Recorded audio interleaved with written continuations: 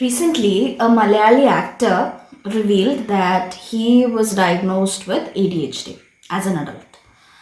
Now, ever since this happened, people have been discussing about ADHD on public platforms and on social media. And while many experienced psychologists, psychiatrists, and mental health professionals have been talking about it, there have also been people who are spreading misinformation.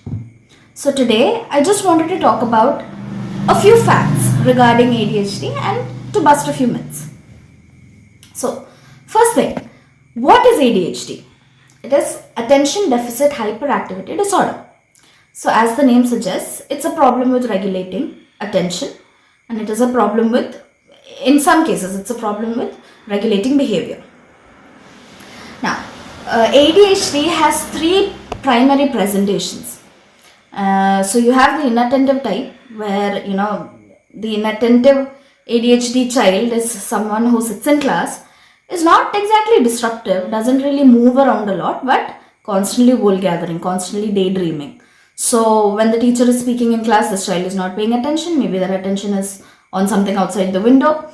These are the children who know the answer but still make careless mistakes because they don't pay attention to the details of the question. These are the children that you give them an instruction and they're not paying attention to it, so they immediately forget it and then they make a mess.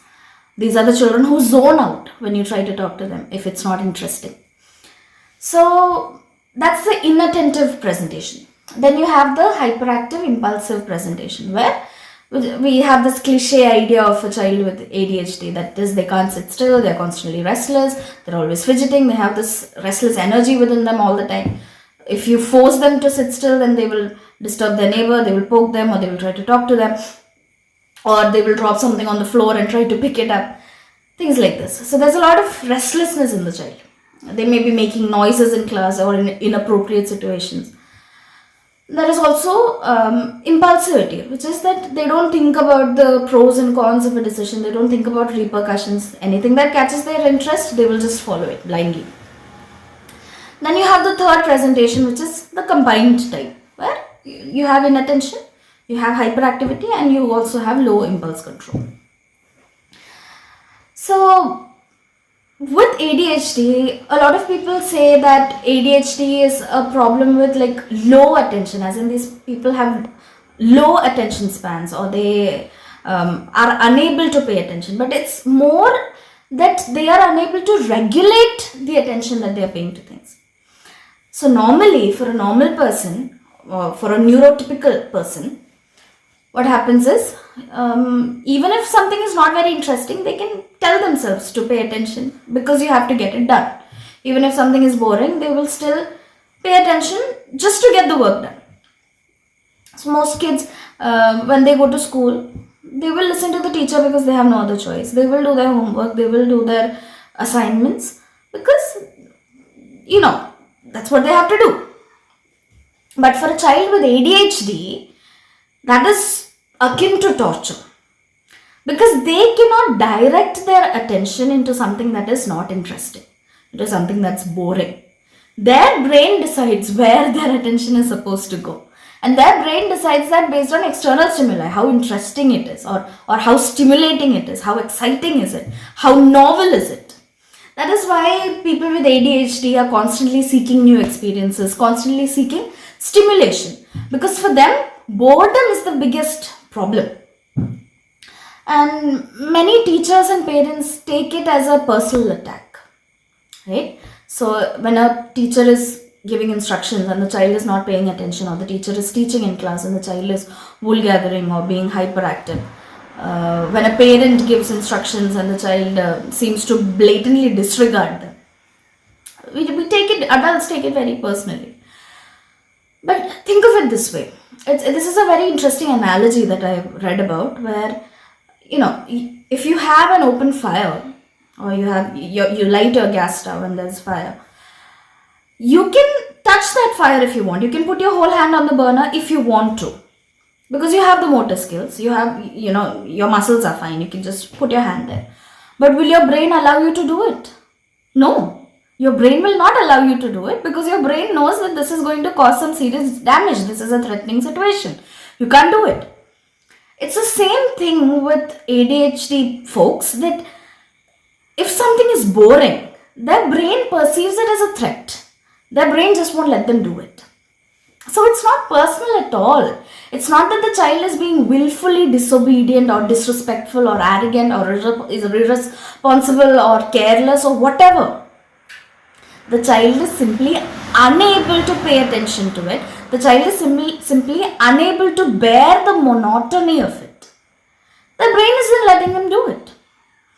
So there are many ways in which we can help these people. And the first thing to do is to understand how their brain works. There is a very interesting theory that a lot of researchers are putting forward, that people with ADHD actually played a very important role in human survival and evolution. That is, the ADHD brain is basically the brain of a hunter. So when humans were hunter-gatherers, I wanted to imagine what a hunter's day must be like. When a hunter is pursuing an animal, a prey animal, they cannot afford to just focus on that animal, on getting that animal. They have to pay attention to the animal that they're chasing. They have to pay attention to their surroundings. They have to pay attention to the people in that team, the group that is hunting the animal. There has to be a kind of connection and communication among them.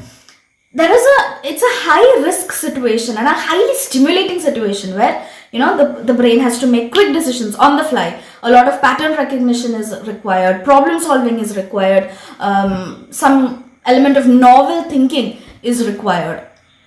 And once the hunt is over and you take the animal back to the camp, then you can rest, relax, replenish the energy that you lost, the mental and the physical energy, and then you can go at it again another day.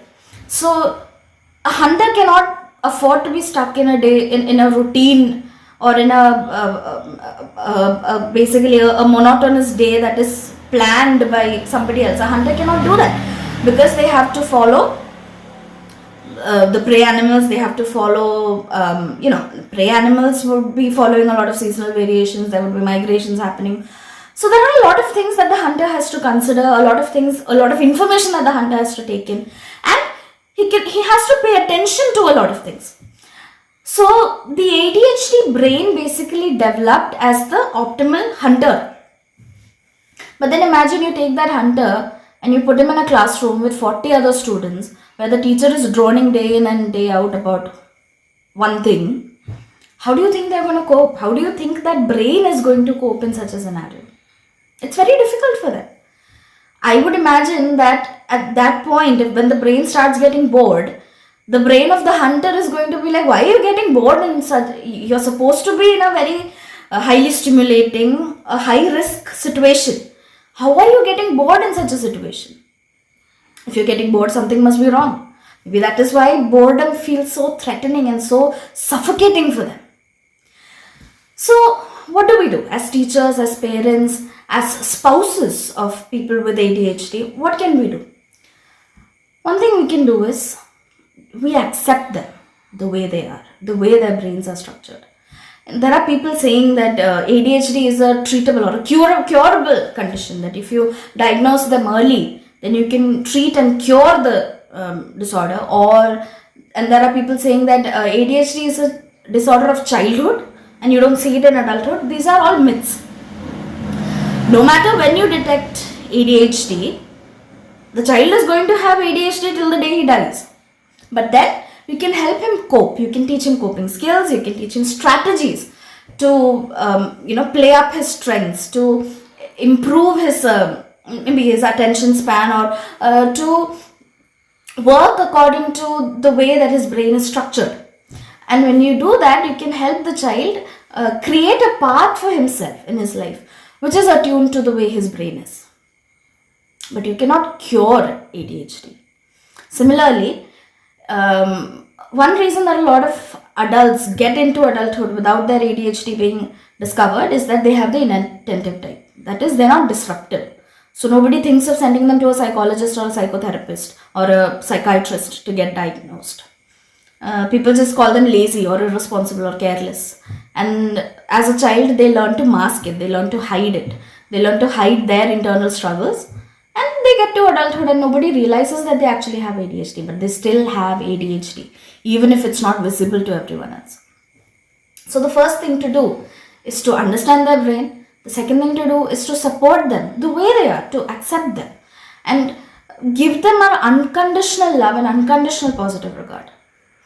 The next thing you can do is take them to a good, if it's a child, you can take them to a good child psychologist or an ADHD specialist or even a clinical psychologist or psychotherapist or psychiatrist who can, there are certain medications that can help manage the condition if it gets to be too unbearable, which a psychiatrist can prescribe. But other than that, there are also many behavioral therapies, there are many cognitive therapies, there are a lot of things that you can do to cope with the ADHD, to be able to develop your strengths, to be able to make decisions that will help you create a life for yourself that is attuned with your brain, with the way your unique brain works. A life where you have the chance and the space to be very creative, to be analytical, to have a lot of stimulation, to avoid boredom.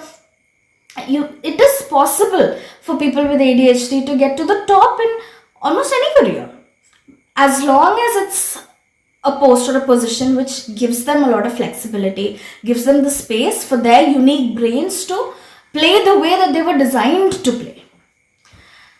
So that is what our society needs to understand about ADHD. Having a child diagnosed with ADHD or getting diagnosed with ADHD as an adult, it's merely one step that is going to help the child or the adult create a life for themselves that is suitable for them. It is not a life sentence. It is not the psychologist or the psychiatrist saying that, oh, your child has some problem, now they're going to be a problem child for the rest of their life. No. It is just that they need a different approach. They need a lot more understanding and positive reinforcement and appreciation and love from those around them, especially from the authority figures, from their parents, from teachers, and from other people in general. So I hope that we can be more mindful of this condition, of people with this condition, that when we see a child who is being extremely hyperactive or a child who is being very inattentive, we stop taking it so personally and we send them to get checked whether they do have ADHD. Now, I'm not saying that every child who is hyperactive or inattentive has ADHD. This can come from many other factors. But it is always good to get them tested, because if you have a diagnosis, then you can help them, you can understand their brain better, and you can help them create a wonderful life for themselves. And they can reach to the top wherever they want to go, as long as it is attuned to their interests.